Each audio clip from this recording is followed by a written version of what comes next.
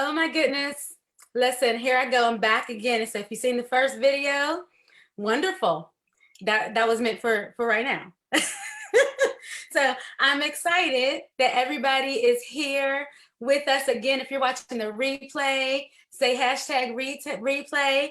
And I'm here with none other than the amazing, bold, brilliant, and beautiful Miss Toni Hardy. Say hello to the people. Hello, people. It is so good to be here. I'm telling y'all, I woke up early. I've been so excited about this interview today. This is the last interview. I'm not saying I saved the best for last, but because all of the ladies are amazing. But for my journey, for everybody educate, where we believe that everybody is educating somebody somewhere in some way, and we want to make sure they're doing it with equity and excellence. Okay? And so I am the queen educator. I got my little queen pillow back here. I don't know if you can see it, just chilling and relaxing on spring break. Yes, you are here with the queen educator and with Toni Hardy. And I'm going to sit back today because y'all should have been in the pre-interview too. I'm just going to eat up all of the good nuggets that Miss Toni has for us today. And she's probably like, stop hyping me up like this. You're embarrassing me, girl. Because Toni is so humble. And in my opinion, these are the people who are the most powerful. She's so humble. She's so, what is the word? Like just, I don't want to call her an angel, but she's just so angelic. I know. I'm sorry, Toni. I'm sorry. When I'm in her presence, I feel like I can move forward. I'll just be honest. I'll just be honest with you guys. And so I want you all to experience what I experienced when I met Toni. The first time I met Toni, like I was like, oh, okay. She doesn't even know how beautiful and bold and brilliant she is until she realizes it herself. She's like, oh, maybe I am that. Those are the people that I like to be around, because it's not that she doesn't know who she is. It's basically she's not boastful, right? But she's beautiful, she's bold, and she's brilliant. So I want to hype her up because I feel like for me, part of who I am is putting people out there to remind them that they are doing the darn thing. And they are beautifully doing it. And God has called them to do such a great work in this new time that we have, especially in education. We need more people who are humble, who are pure in their, and nobody's perfect, right? But we definitely need more people who are not out here trying to just get money and just trying to no, we're going to get that money, but we're going to get it by being pure and making sure that we are humble and making sure that we are being world changers. And I believe that Toni is a world changer. So I'm going to shut my mouth today.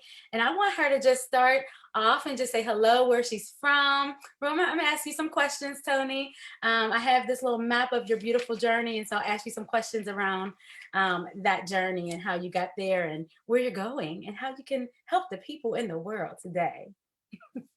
So who are you? Where do you come from, and what do you do? Well, first I just want to say, girl, thank you for that introduction. You embarrassed me. Cut it out, but I'm gonna say that first. But thank you so much for inviting me on. I really needed to be on, just to be in your presence today, and just that hone your brilliance, your 3 words, that's huge. And so hold on to those and keep telling people that, because people need to hone their brilliance. So I am Toni Hardy, and I am the owner and lead educational consultant of Intentional Change. I am based in Texas, and I'm an educator. I am a Black child. I'm a Black woman. I'm a Black all these things. And my experiences as a child, I think, have guided my way to being this person and being the person that God wants me to be. So I had a conversation with Robin just before this started, and I think that was as powerful for me as it was for her, just because I told her my story, and I don't really tell my story to a lot of people. And so this is the first time I'm really just talking about it publicly. So the reason that I think that I am at this place in my life where I can be bold. And as Robin says, it's because of the experiences that I had as a child. When I was a child, we were in a school district where first I started at a school where I had a lot of people who looked like me, and it was very comfortable. Um, and we were eventually bused to another school because we had to have more minorities there, and so I was part of that group of kids who were bused. And so I grew up being the only Black kid in the class and feeling like I was less than the other students there. I felt like the teachers didn't understand me, and it scarred me as a kid, and I was traumatized by it for years. And it was something that took me a while to come out of. I was even into my career now as an instructional coach. It affected me, and because I have, in most instances, have been the only Black person in the classroom. And I think that my experiences as a child helped me to deal with that, because God knew I was gonna have to come, and I was gonna have to be the giraffe in the room, and I was gonna have to be myself, and I was gonna have to own my brilliance and hone it, as Robin says. So it's been quite the journey because of that, because I had to step into myself and know that I have something to offer, know that I'm valuable to people. And that's what started it all for me. Wow. So I wrote down here, you had to step into yourself. That's powerful. And it's not popular, and it's not easy. And so thank you. Thank you for being your authentic, real self. I'm trying to bring it back down, because I get so excited, but when I start to think about stepping into myself, it sounds good. And many people who might have some similar story that you shared, that might have found, I don't know if that's you out there, if you're watching this replay or you're watching this, if you felt like I've had to pretty much kind of be a certain way and I never really feel like myself. Toni, to me, I wanted to save her for last, more so because I do believe she steps into, and she has given us permission, and I need y'all to follow her, because I'm trying to hold back. She gives us permission to step, and not just step into ourselves, but kick down the gate to make sure that we are fully ourselves. So when we were talking earlier, we talked about that, y'all. Listen, I said, I keep getting to the gate. How many of you get to a gate, whether you're an educator, whether you're an aspiring educator, whether you just are someone who wants to, give back to the world, and you feel like you have to be a certain way. You have a background of lots of baggage that you feel like holds you back. And you start to realize, hey, I'm not happy, right? And you get to the gate and you're like, okay, well, maybe I've done a lot of stuff. Maybe it's time for me to go forward. And so when you say, Toni, step into yourself, what has held you back from stepping into yourself the most? Like, I heard you say something about being scarred, use that word, but to get to be your full self, how did, what holds you back, and what scars did you have to constantly take off of yourself so that you can step into yourself? Well, for me, as a child, I was, since I was the only Black kid in the room most of the time, and this was mostly in my elementary years, is when, because that's what frames you, in my elementary years, just mostly not being Black enough, and then for the Black students, and not being white enough for the white students. And so I had to put on a mask. And that has been something that I have struggled with, is just being myself and knowing that myself is enough, and being worthy of that.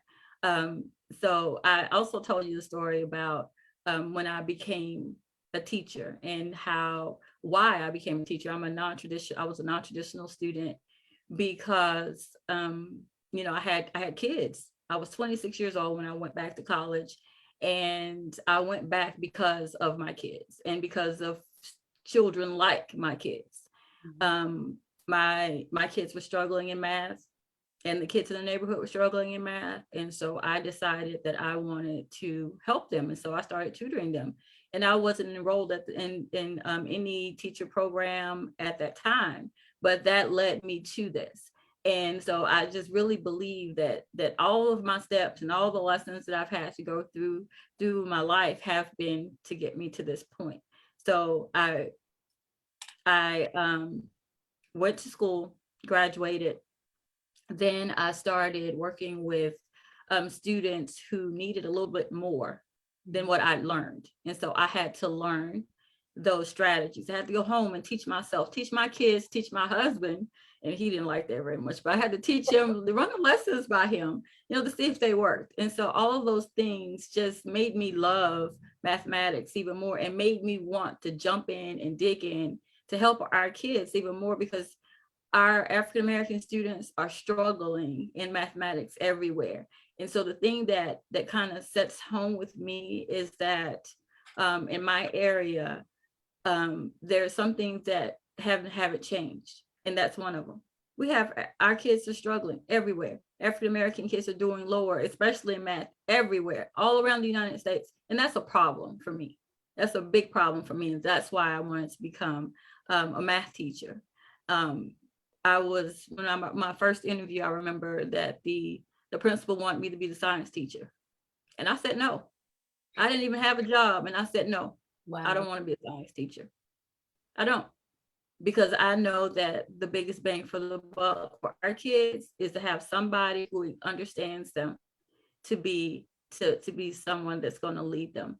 And so that's what I became. I became that person that the kids needed. And so I am a data-driven person, and because I know that's how we get them. I started teaching as a 7th grade math teacher, and I knew that I had all these kids. I had some gangbangers. I had all these things. Don't tell me all that stuff about them. I don't care. When they come in my room, they are children, and I'm going to treat them as children.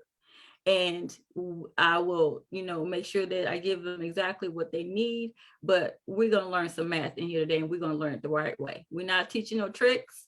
We're going to teach things that the kiddos are able to use after 7th grade math. We're going to teach that real life and teaching them where they can apply that stuff and they'll make a career. Because I think the whole thing for me, that whole mindset for me was really knowing and feeling that I didn't have teachers that really understood me or even wanted to understand me. So I was one of those fly-by kids because I was a good student. So I could sit in the classroom and just and be like a fly on the wall. And I'm an introvert, naturally. So that's just how I am anyway. I could sit there and be a fly on the wall and they not even know I'm there. So I wasn't pushed that way. And so one of my sons is like that. He's still a fly on the wall. And so I strive to look for kids who are like me, who are like my son. And a lot of times those were the kids who looked like me, and no one tended to try and to reach them, or the kids who threw chairs across the room, or the ones who were writing on doing things that were having all these behavior issues because they were bored in class. And because they won't sit down and do what you're telling them to do, you think that they are not able to learn. Sometimes that may be true, but a lot of times it's not. Kids are bored. We have to teach our kids in a way that makes sense to them and helps them to build strong foundational concepts, conceptual knowledge. And that's what I'm all about. So I would use the data to help me to figure out what I needed to do with my kids. And then I would use the conceptual mathematics to get them to where they needed to be. And so that turned into a love for me and something that I was able to do easily. And I didn't realize how easy it was. But over the years, I've just kept honing that thing. And until I just love it. And I love helping other teachers to do it. And so that became something that I did well as an instructional coach. It's something that I really like doing now, and I will do it on my own. I mean, here at my house, I sit and I read about math all the time. I used to have this book next to my bed by this guy called John Vanderwall, and I have it over here too, but John Vanderwall. And he's, you know, an old guy who's wrote this book about how to teach mathematics conceptually. And my husband would be jealous if the man was alive. He's an old white dude.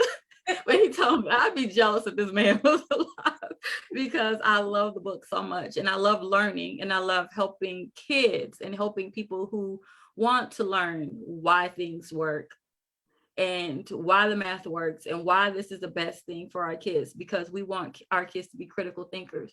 Right now, we don't have critical thinkers. Come on. We have kids who do what you tell them to do. Tell You show the them to truth. do it. And that's not what we need for our kids. Our kids have to lead us, and they have to be able to think critically. They have to be able to problem solve. And so we have to give them those experiences in the classroom. And that's why I stand on the conceptual mathematics. I stand on helping kids understand the why. I stand on rigor in the classroom. And that's what all of those things are, what my company, they bring to the table. We bring rigor to the classroom. We bring conceptual mathematics and the whys behind things. Ooh, and you bring the confidence in doing it. There is no more excuse to say, I can't learn math. I can't do this. You take that can't out of there and you put, oh no, we can. We might need to do it a different way, in different ways, but we can. And guys, if you're just tuning in, I just went on my Instagram and I just put my little, I'm recording here because Toni Hardy is going off today, guys. She is a trailblazer. I want to tell you guys something. She is a world changer, a trailblazer, and it's not because she is like anybody else. It is because she is uniquely herself. She's authentically herself. We are here on live and Everybody Educate page. This is our last chat in April. And I have none other than, if you're just tuning in, Toni Hardy. And she has been telling us her story. She is a trailblazer because she is allowing herself to use her story, all of the things that she's gone through, her challenges, her ups, her downs, insecurities, lack of having, the things that she wanted and thought she needed at the time when she was coming up. Everything has worked for her good, and she is sharing her story. This is a once in a lifetime thing here, guys, because I need y'all to understand.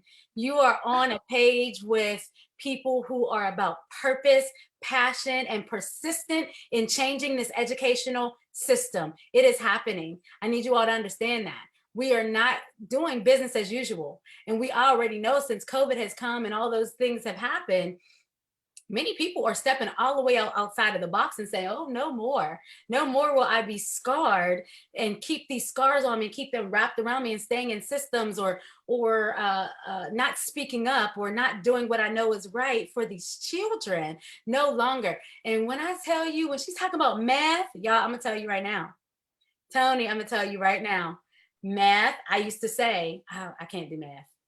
I just can't. I used to say, oh my gosh, that's too hard. I don't do, even as an instructional coach, I'll be like, yeah, I'm not the math coach. I could tell you about pedagogy with math. I could tell you about problems, like problem solving, and that's it. That's what you're gonna get from me. When you get all these strategies, I'm not your girl, but Toni is. And not only, it's not even about just being good at math and I like math. It's about the science of understanding the why. I heard you say, understand the why and start to hone the brilliance of the craft, hone your teaching craft. Even before you were a teacher, even before you were a coach, you were interested. What are you all interested in doing that actually tells your story and helps you to be that what you see in your dreams? Your dreams can come true. And I'm here with Toni Hardy, and she is sharing how that has happened. She shared being an only Black, like one of the only Black girls in her school, being uncomfortable, feeling like, she had to be a certain way. And then math was not great, but she went and she promised. Like, there's so many things she has shared, and some of it I might be telling you from the previous interview. But what the beautiful thing is that she's taking something that has been so like pushed to the side and makes it simple. And that's like really learning how to develop your skills and knowing that you can do it.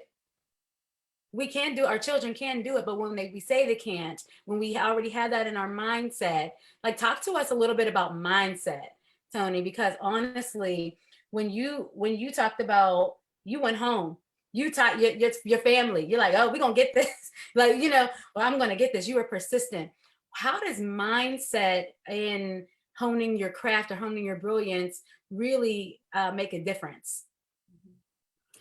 Well, I think that for me, when I started out and I was the only Black child in my classes and a lot of the classes in elementary, is that you are put into like a box, and you're put into like a little spot that people think that this is where you are, and for me, I tended to kind of stay there because naturally I'm an introvert, and so I was comfortable there. And so I came to the realization, after being an instructional coach for a while, that this wasn't enough for me anymore.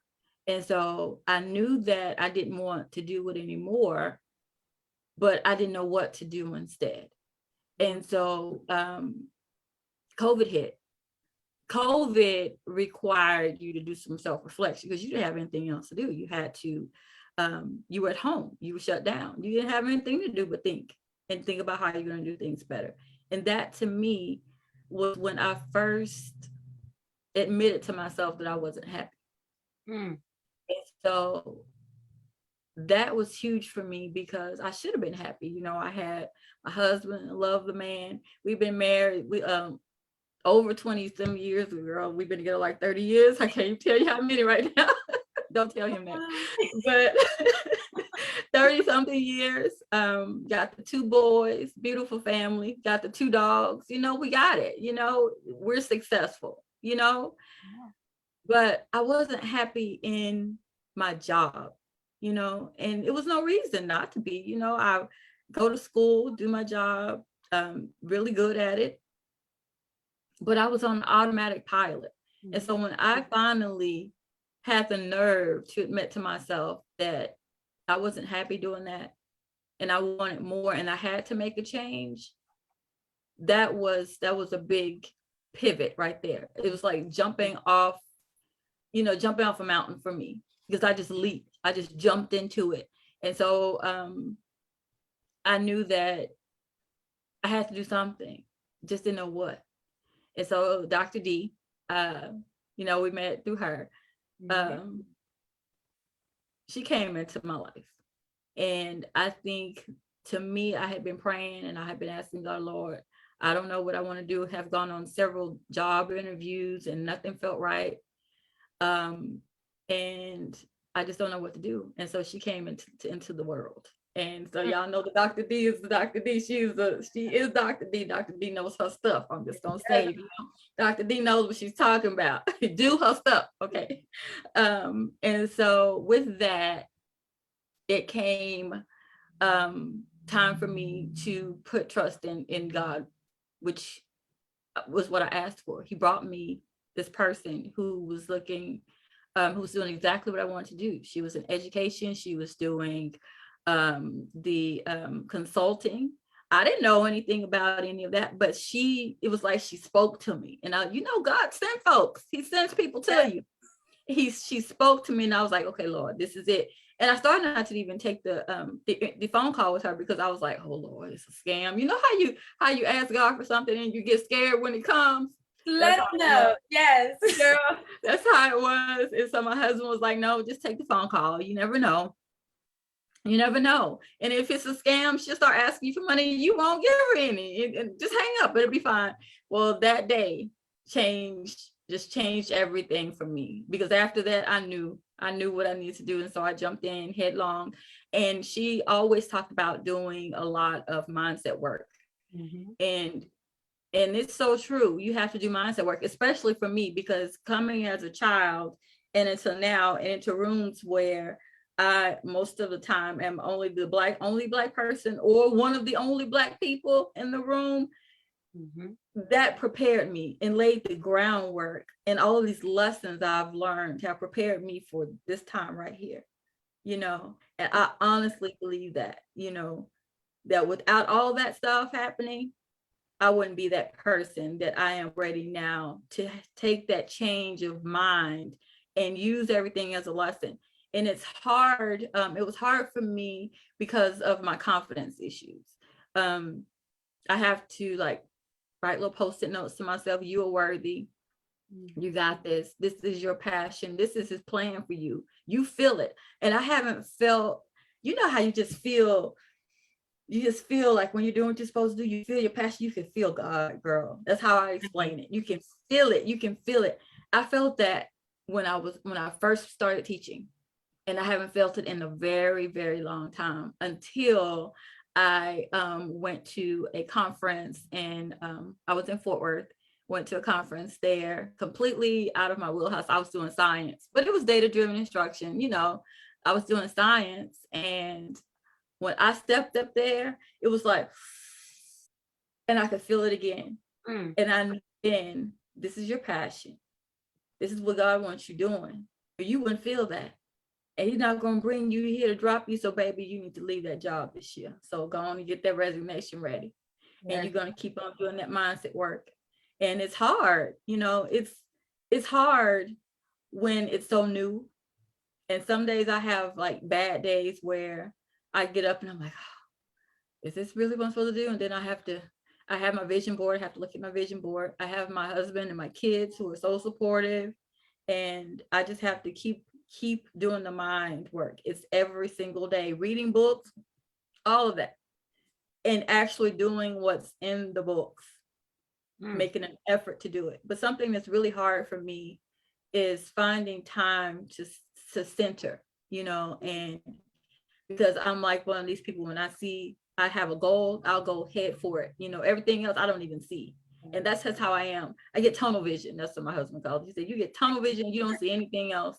And so something that I do have to work on constantly is making sure that I find time for me to recenter so that I can still hear the message that God's sending me, you know, and still be open to it, but also keeping my family in, you know, and pulling them in close, because that's what it's all about, you know, it's being happy.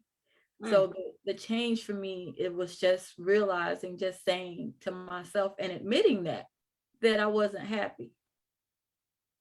I don't know, that to me, because you're supposed to be happy, right? Yes, I believe so. You're supposed to be, but then when you realize that you really aren't, and you want something more, that right there. You're the best of yourself. You're not being the best of yourself. So right. Of course you're going to have challenges. Of course you're going to go through things in whatever you do, but I'll just answer in my way. Like when I feel that I'm not happy, I feel like I'm going through the motions of like a robot, and I don't feel like I can really, like, I'm trying to give my all, but it's just, something's just not right. Something's not working. I'm like, geez. And so you're so right. Like I have to think about like happiness, right? You know, I believe that to be happy is that even through the challenges, I'm gonna push through this. I'm gonna push through this with a smile, and I'm upset, but listen, I'm pushing through this because I know this is where I am. I have a friend, we talk a lot about alignment. And so when I feel like I'm in alignment with where I should be, where God has called me to be, no matter what happens, I know that like I'm in alignment. So Lord, you're gonna bring me through this. You said something so powerful. You said like, you know, God was showing you and putting you right where you needed to be based on all of the things that you had gone through. And I think it's so important for you to write your vision, to make it plain, because then when you do get to a space where it's time to shift, time to get in alignment, you look back, Lord, is this where I'm supposed to be at this time? If something feels off, like we got to do those check-ins.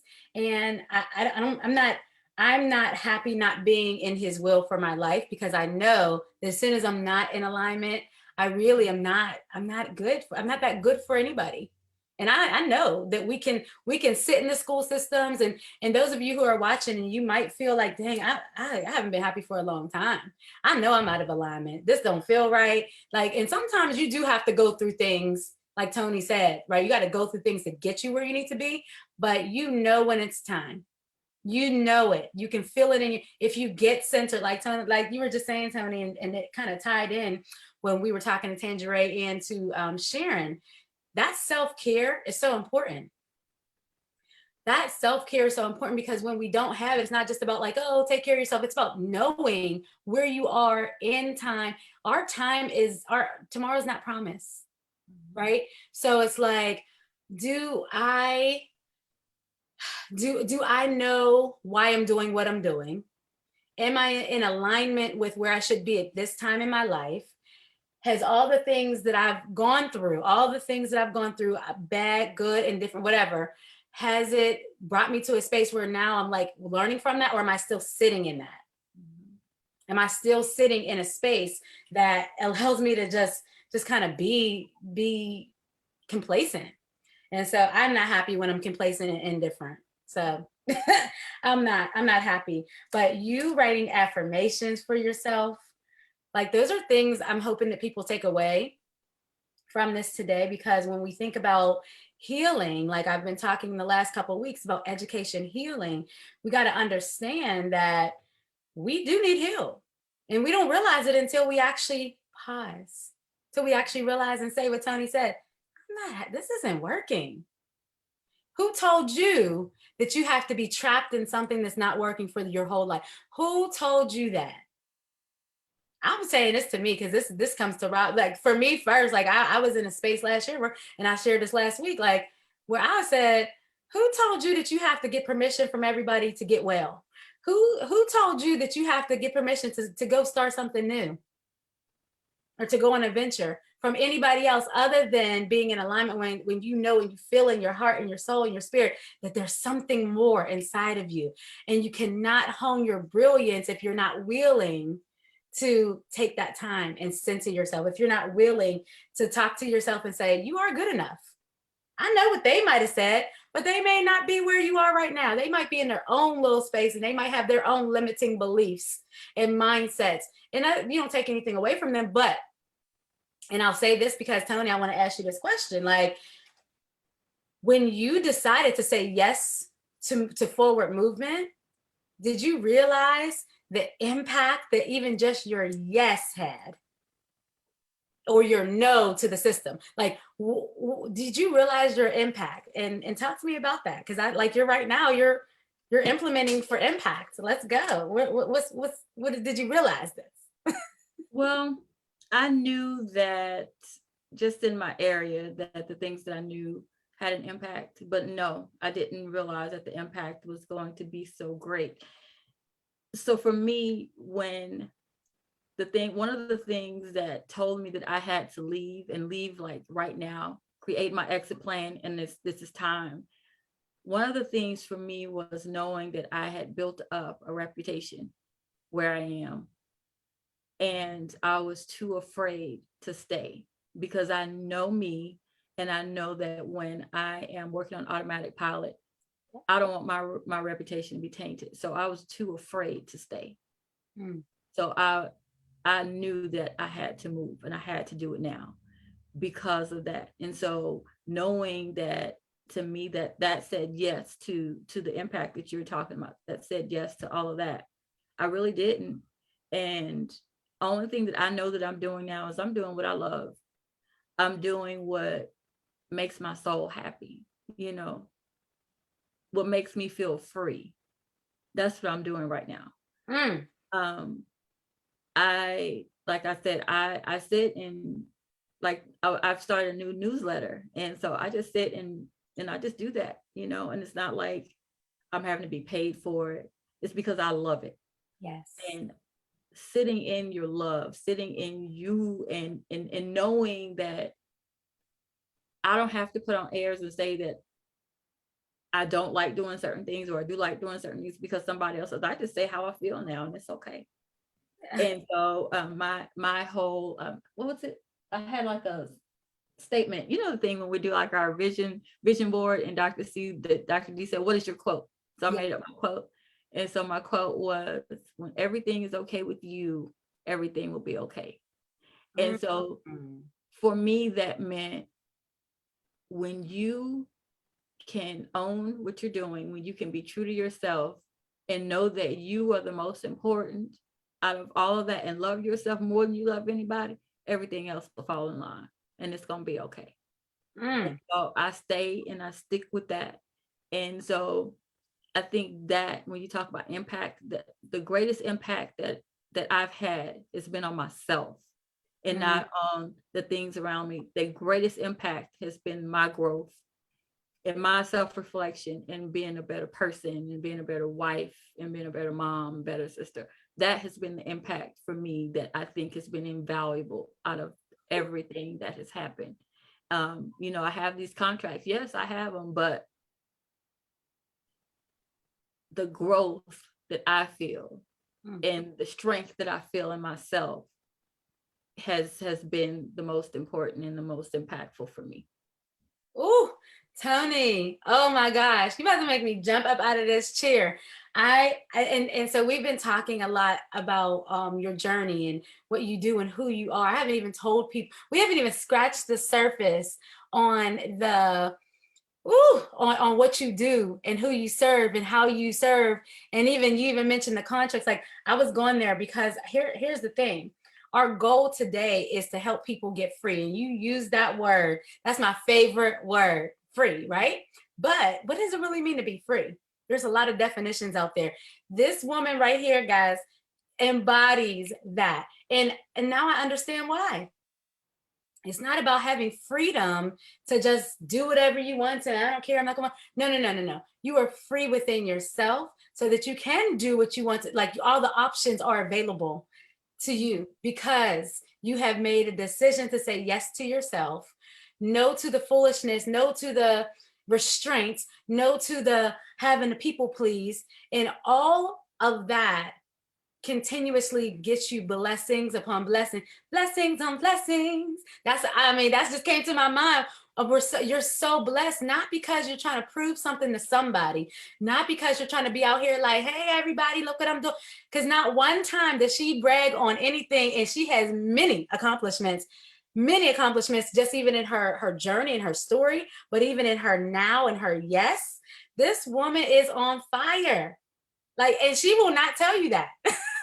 So I'm going to tell you that working with her, like, listen, I'm gonna just tell you right now, I like to be, and the Lord done told me, he said, you to get around the people who are in that kind of vein. You get in networks like Dr. D, right? You talked about Dr. D, who they give so freely, they love so much.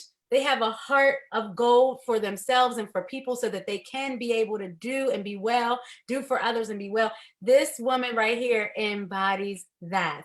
And when we think about freedom, to me, when I think about those 3 B's I put on that flyer, bold, beautiful, and brilliant, it is because you are humble. It is because, and I don't know how many people can say this out here. And I love to see people rock and roll in their true, authentic selves. And you cannot really do that if you don't make a decision to say yes to yourself, to say yes to healing, to say yes to building for better. And Toni, I feel like that's what you're doing. And then in the midst and in the process of your yes came contract after contract after contract, came what did you just say? Like, building and making content after content that is just valuable. And she's got to share. She's going to drop her I don't know what we call them to the people, I guess, but her lead magnet. I don't know if that was supposed to call it, whatever. She's going to drop some links to you guys, and I have links for all the ladies that I've had on here, because you've got to get to know and get into the presence of these creative, beautiful, blessed women that are not choosing to do things just because someone's telling them, but because they know in their heart and their spirit they have a call and they have a uniqueness that it will forever change this world. And I just want to be on the right side of history right with them. And that's why I'm interviewing them, because I know that this shift in education is going to come from these amazing people who are choosing to say, no more will we have low expectations for our children, for ourselves, and live where our family does not get us in a happy, beautiful way that God intended for us to be. And I just want to let everybody know that. So if you are watching this, on a replay, put hashtag replay. What are some of the nuggets that have stood out to you? I need y'all to get y'all's notebooks out, watch this again and again, because Toni done dropped a lot of jewels, and not even that she was like preparing to say, I'm gonna say this, I'm gonna say this. It is a naturalness that is coming through her story. What's your story? What nuggets can you pull? Can you pull ways to find affirmations for yourself whenever you're having that self-doubt? Can you find ways to center yourself so that you can be in alignment and in the right place at the right time, doing the right things that will drive legacy for you, for your family, for your students in your classroom? And will you say no to the negative? I feel like I'm doing infomercial right now. I had to pause and say no. Will you say no to the negative mindsets that come up about math? Because today I'm changed, right? I'm like, I got to get her newsletters. I need to see how I need to change my mindset about math. So that these are things that stick with you for years. And you stop doing things and you don't approach them like math and science. You talked about data. Oh my gosh. There's a word that I want you to go into a little bit further, Toni, and that's options, right? What options do we have now when we shift our mindsets from what I just talked about and what you just talked about and your story? What options are available for us and for our children, for our classrooms, so that we can actually walk in the freedom of bold, brilliant, and beautiful work, authentic work within ourselves, so we can share with the world? What options are available, and why do we need these options? Well, for kids, what I always like to stand on for our kids is that we have to give them options, especially when they are used to seeing things like a certain way. Because I work at Title I schools where, the bulk of the students are in poverty. And they come to school and they have these different mindsets. And I think that just being a teacher at one of those campuses or one of those schools, you have to have a certain understanding. And so I think that sometimes when teachers work with kids, they think that when they understand them, then that means, or even make an effort to understand them, that means that they agree with their behaviors. And so I think that we have to make sure that we're modeling options for our kids. They have an option, or they can behave one way, which may be something that they see at home. And we give them an option to say of what the model looks like when you are being successful and when you come to school to learn, and what that learning gets you. Because there's something that the kids need to know. They need to know that of all the things that can be taken away from you, your education can't be. And when you get to be an adult, and if you choose to work at McDonald's, which is fine, that's on honest living, but you don't want that to be the only option.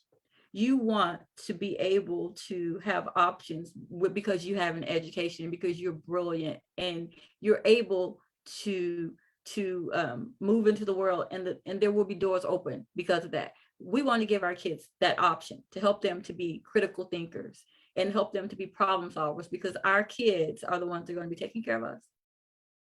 And they need to be able to problem solve and do all those things.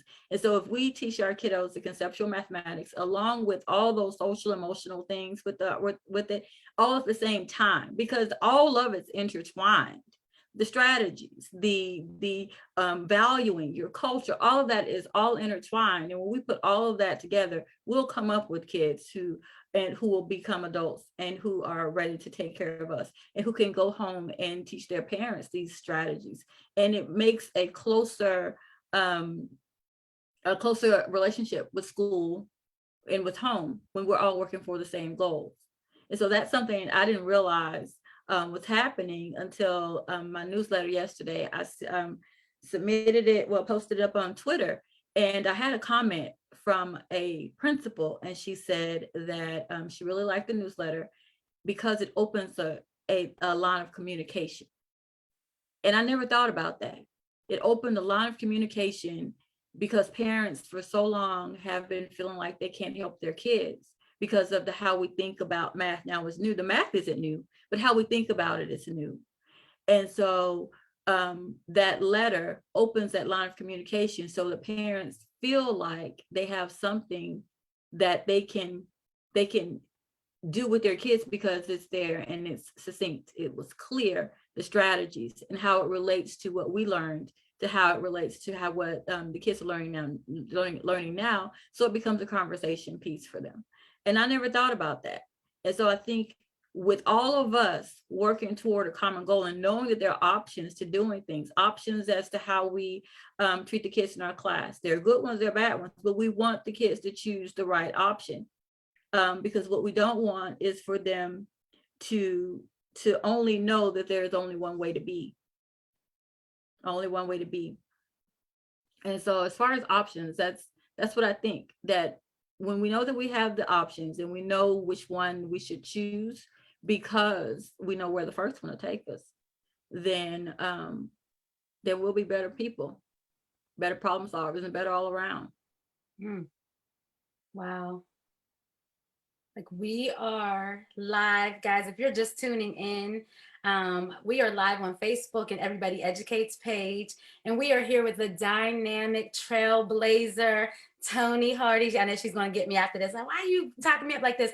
But she really is a trailblazer in this education field, as a woman who has gone through so many things.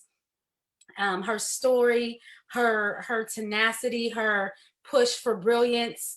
She has been honing her brilliance all her life so that she can get to a space where she breaks some of these barriers around what we think about math and learning math, and how there's so many different ways to teach differently. And she has been such a blessing on this live today. And I am so excited because she also is a fellow we're in the same network, and we are learning how to really grow our influence so that we can be change makers. And I'm telling you guys, I just got live here on Instagram on the Everybody Educate page. I was on Instagram on the other page too. I need you all to check out these videos with these dynamic women, and they are all honing their brilliance. I am on a mission to find women, and they're men too, if y'all want to come along and y'all were honing your, but right now I'm on a mission to find these women who are teaching unapologetically.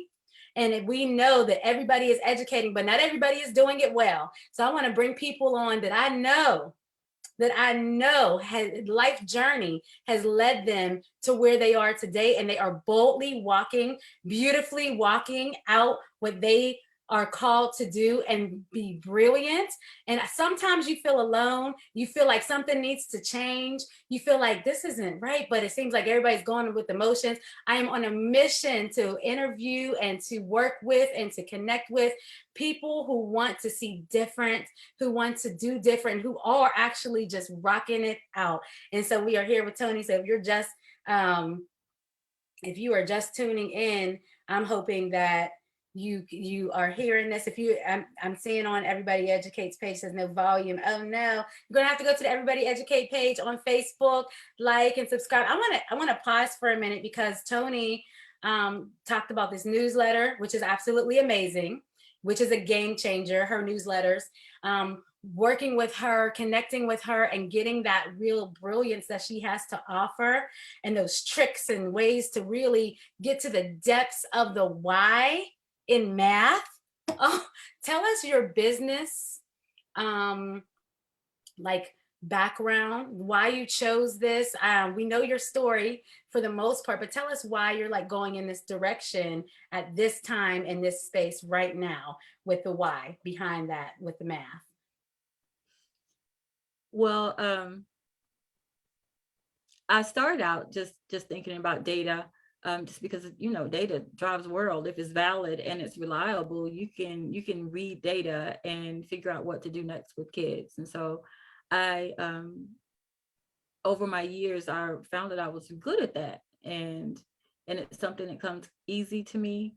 And so my business is really looking at data to determine where the kids are having those misconceptions, like in a specific standard, because when most kids have a misconception in a standard, it's not the entire thing that they struggle with, because they have strengths. And so my job is to figure out what those strengths are and use the conceptual mathematics to get them there to wherever that is. And so I use like concrete, like hands-on things, representational where we have to draw pictures. And then when we get to the abstract stuff, that's all just the numerals and stuff that we learned mostly, because they skipped all the hands-on and the concrete and the drawing picture stuff with us. Well, with me, I know they did. But that's where my love is, because we know we have kids who are like in between phases. You'll have a kid who is who's drawing pictures, and well, maybe a kid who's at, has that numbers where they're able to do the multiplication, division, whatever, just do it quickly. But then you have a lot of kids who are like in the in between, in the gray spaces. That's what I'll call it, the gray space. And so the gray space is where I live. I go to the gray space to figure out what it is that the kiddos are missing, so that I can figure out how do I bridge them there. And so I've been working with some kiddos and been pulling some kids from a class recently, and I have been so excited because, as a teacher, you have to know different strategies to help kids along. You can't go in and say, hey, this is a strategy that I'm going to teach you for division because this is what I learned, this is what I'm going to teach you. You have to be able to look at what the kids naturally bring to the table and then say, okay, I think this kid needs this type of strategy. This one will benefit from this type of strategy. Where a lot of the kids, some of them will have something of their own. And that's not a lot of them. They may have a strategy of their own that only they think of, but you don't tell them, well, you can't do it like that. No, your job is to figure out how to help him to make it the strategy more efficient. That's what your job is, using what he knows. So using his brilliance, not putting your brilliance off on him, And so that right there, pause right there. Say that again. That's using his brilliance and his strengths. Okay. Ooh. Using what he's thinking. And that right there, it just gives me goosebumps, because this kid is one that is like they call low performing. Well, it's because y'all are trying to push things off on him that he's not naturally inclined to do. Think about what he's doing, and then that's how you modify what you're thinking to help him. Okay, and that's not all the kids. A lot of the kids will do the strategies you're asking them to do. They'll understand it fine, but then you'll have other kids who need that. They need to, that you cannot change the way they think. Okay. You go with what they do naturally. And that's why we have so many strategies. And so that's what I love to do. And so I do professional developments on those types of things. And so over the years as an instructional coach, done several of them where we go into those misconceptions that the kids are having, because I noticed that a lot of times teachers will shy away from the thing that they know that the kids are going to have a misconception on. Well, I just don't talk about it. No, ma'am, you go straight to it. You address it head on. And your first instruction, your tier 1 instruction, if it's done correctly, will keep the kids from making that misconception, because you already know that's one that will be made. So you address your instruction so that they do not make that misconception. They don't have that. And if they do, it's not the whole entire class. It's just a few that you'll be able to handle.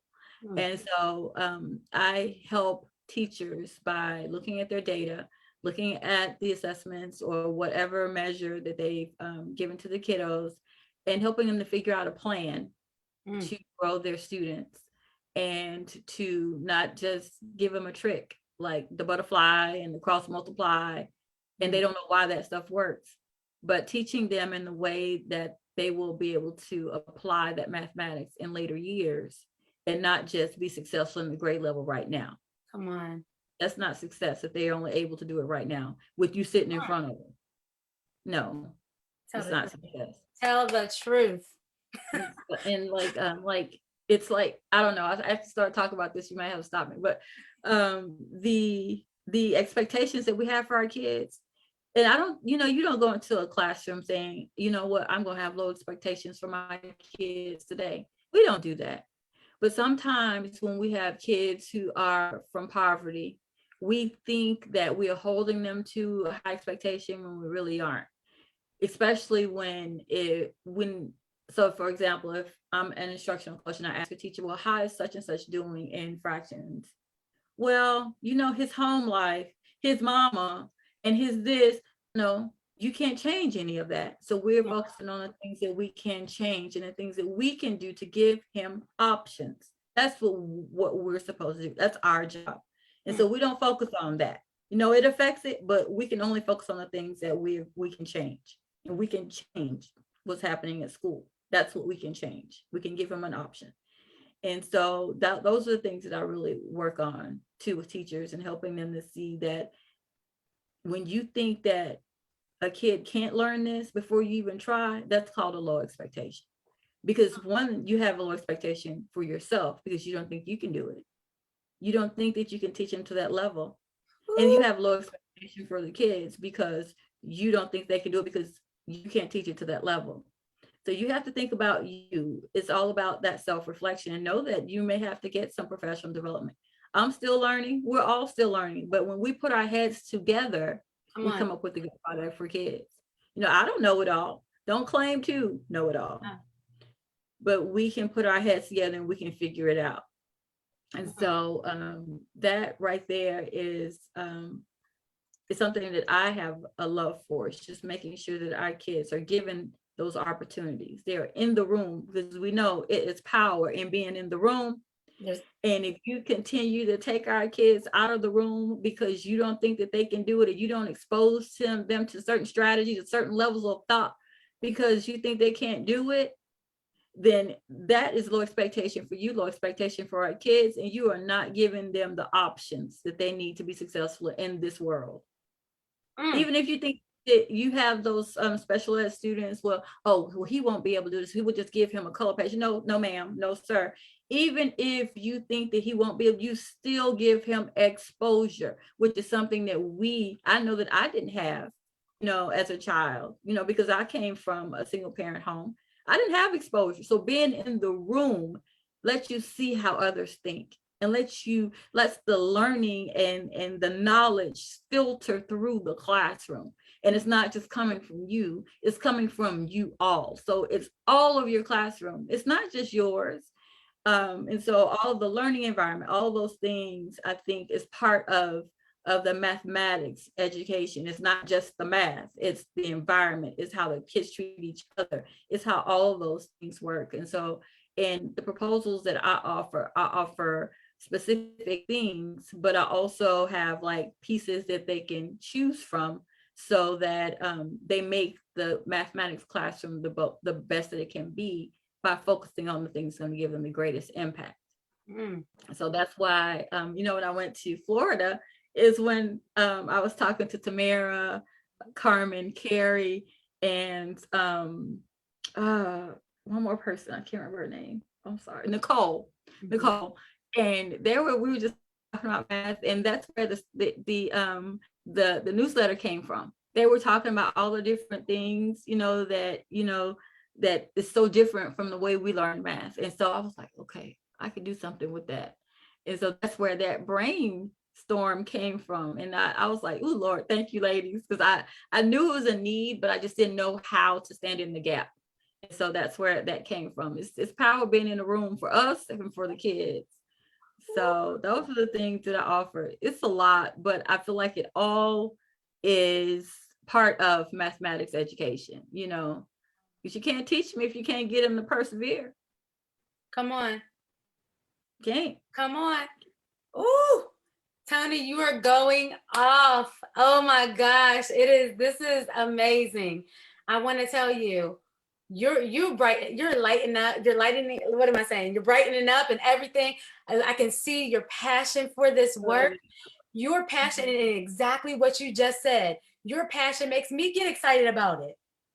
Just from kids want to be excited, girl. I'm like, oh, come on.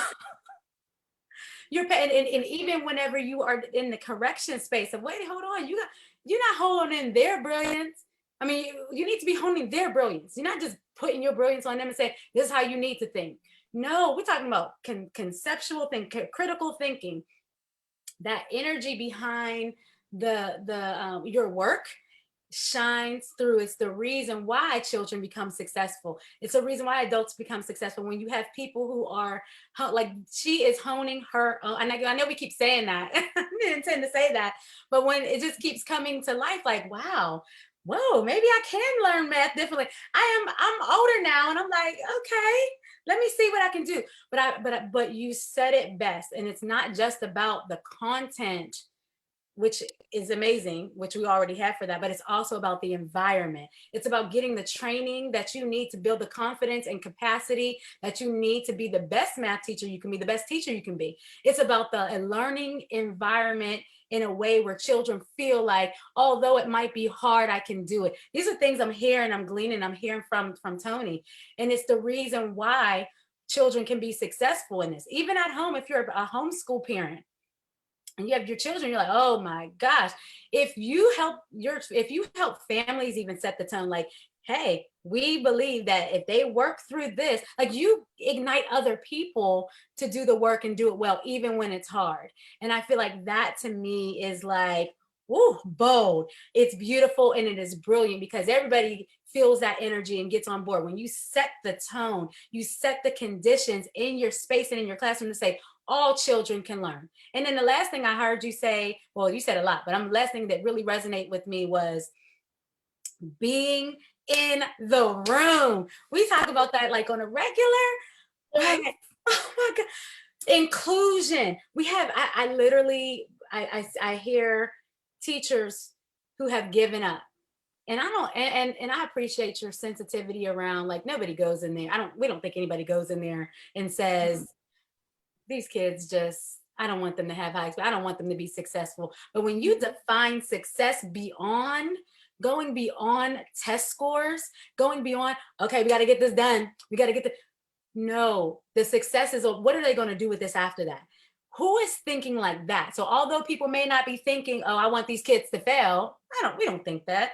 We hats off to educators, everybody out there. We know that it is difficult, it is hard, behavior happens, but when behavior shifts, well, when your mindset shifts about what kids can do, I guarantee you, just because I've been around a long time, and so has Toni, I guarantee you, when your mindset shifts, your actions start to shift, your planning starts to shift, your confidence shifts, your classroom shifts, your students shift, and they stand up and line up, okay, this is what we're doing in here. Even if I want to act up, there's some expectation that we all can do this, and we can do it well, we can do it together, collaboratively, that I am not the, and Tangerine, I talked about this last week, I am not the only teacher in the room. All these children in the room have something to offer, to bring, to teach from their own lived experience that actually adds value to everyone else. And furthermore, what I heard Toni say, now, because I'm getting on fire, like, I'm just trying to show y'all how it's just coming through the screen. I'm just getting excited. Furthermore, when you're sitting in a space and you think like, oh, I have all these different levels of kids, and how am I going to do this? If your mindset is there, you're not really going to be able to take the time to really help everybody, because everybody needs to be in that room. Being in Dr. D's room with all these different levels of ladies at different spaces with all these different experiences has helped me to grow. I might have been at a whole nother level. They might have been at this level, but at the end of the day, we are all growing. Every last one of us, successfully moving forward. And humbly we say that, but it's about being in that room, and our children need to experience that. They deserve to be in the space with different learners and learn differently, and our teachers deserve the professional development, the new learning, the shifted learning, especially our older teachers who were like, I don't even know how to teach this new stuff. They deserve it. We deserve it. Everybody is educating, and everybody it deserves to be able to be well equipped when doing that. And so, Toni, thank you so much for putting that in the space, for putting that in the atmosphere, and for so elegantly, strongly, I'm just, I love words, so I'll just keep saying much right. Putting yourself in a position to say, baby, I'm sorry, not sorry. Don't be sorry. We've got to stand up. I wore my shirt today because this is what I think about when I think about Toni. Sorry, not sorry. It is time to go to a new level, especially with that being what is it, MathWhys. I love how your MathWhys. Oh, I love a play on words. I love a play on words. You know it. I love that. And so your whole journey that led you here, there are people that know math, but then there are people that live and embody what it truly means to educate well. and set the tone, set the conditions, so that it doesn't matter if it's math, it doesn't matter if it's like I'm a literacy girl, it doesn't matter what it is. We, number one, we know that we are equipped to do it, and that we don't have all the answers, like Toni said, but together we are better. And if our children see that, they're going to grow up and do even better. How about that? Our classrooms won't be as crazy. I believe that, and I see it. It's not easy, but it's definitely possible. Right, right. Is there You know what? We yeah, were go talking ahead. about like my partner and I were talking about like inferencing and reading and how it affects our kids' ability to problem solve in math. And girl, it's like because they can't infer anything, you know. For the most, the kids that I work with, they have the hardest time, especially in the teachers say, well, they have problems, they have issues with two-step problems. Well, it's because we push numbers all day long. We push numbers and not understanding. They don't see anything when we in their heads. They don't visualize anything. They just push numbers all day long. And so, yeah, I get passionate about it because I know that all kids can learn. And when they leave your classroom, it doesn't matter what level they came in on, they should all be better. Every single one of them should be better because they came out of your classroom. So this is my love. And I'm just so grateful that my next step is still in education, you know, because this is what I love to do. And I'm just grateful that Dr. D came in and I heard the lesson, I heard the message from the Lord, and he said, girl, you better step on up in here, honey. I ain't gonna be waiting on you forever. Let's go. And so I'm just now. thankful. It's so thankful that you asked me to be on today, because I really need to hear you talking, because you have this way of taking what a person says and making it clear, and just pulling out all the brilliance that people have in them. And so thank you for asking me to come on today. That girl, that's a strength. That's good. You can do that. That's awesome. I love that. So thank you for asking me. I appreciate that, and I'm really excited. Even in the comments, there's so many people there are so many comments around consistent training, and inference is such a hard skill. And that whole mindset, Toni, that you just talked about like the journey throughout of getting to a space where you're like, wow, wait, it's the why. It's the understanding. It's the why behind what I'm doing. It's why of everything. You know, when you think about the why of life, you know, we have our kids. It's the best thing for me. You know, I have adult kids. And I met with my son yesterday for lunch, and that is the best thing, to sit down and talk to your kids as adult. And so I sit there and I'm looking at him and I'm like, okay, so I have you for 18 years. And so we have our kids, you know, students too, for that time. And the things that we pour into them is what they're going to show the world, you know. Ooh. And so that right there, and I was just sitting there thinking and just looking at him, and that's why right there. And generation after generation, that those our kids are our why. My kids were the why behind me getting into even being a teacher. My kids were my why, and they're still my why. Maybe not my grown kids right now, but the kids around, you know, in the world, because I think that we have a duty to make sure that our world is better just because we were in it, you know. And so that's my why. And so I was just thinking about that with my kids, my son yesterday. So thank you, Toni. Oh my gosh, I just want to again say thank you. I want to say continue to shine your light, continue to be bold, brilliant, and beautiful, because that you are inside and out.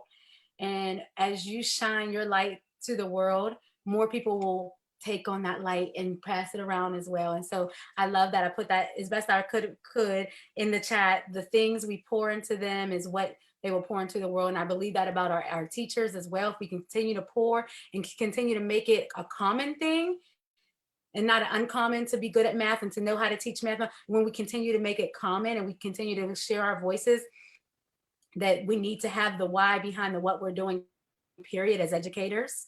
And as mother, like, you have so much to offer even beyond education, Like, this is a message to the world. And again, everybody is educating in everything that they're doing. And so what are we pouring into people? What are we pouring into ourselves so that we can do well and continue to move forward in our lives to be happy, healthy, and prosperous? And so we show that to our next generation, and they will continue to do that and take that on. So thank you, Toni. What can I put in the chat here? Where can they find you? How can they get in contact with you? PD, newsletters, whatever, like, where can they find you?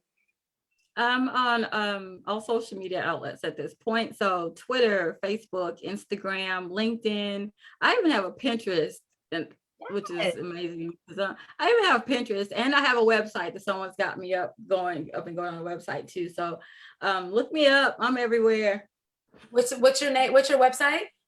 It is MathWhys. Well, Intentional Change is what it's called, but it's on all of my social media platforms, and so they could go there to get to the website. All right. Yes. Oh my gosh. Okay. I'm going to drop some links and lead magnets and things in here today from all the last few weeks that I've been interviewing these three amazing ladies. And I really want you all to pour into yourselves by pouring into them to pull and extract all this amazingness that they have inside. They have it to give to the world, and they're excited to give it. And so I am really excited about putting other people on a platform that giving them a platform on my side too. So the people from my reach can see them as well. Because again, as Toni said, I don't have all the answers. She doesn't have all the answers, but together we do have lots of answers that will help change and grow our education system. I'm on a mission for education healing. I'm on a mission for passionate people to see them do the work and help them to do the work the best way I can by spreading my voice and spreading the word. So thank you, Toni. We are done today. And I have a big announcement that's going to come out a little bit later today.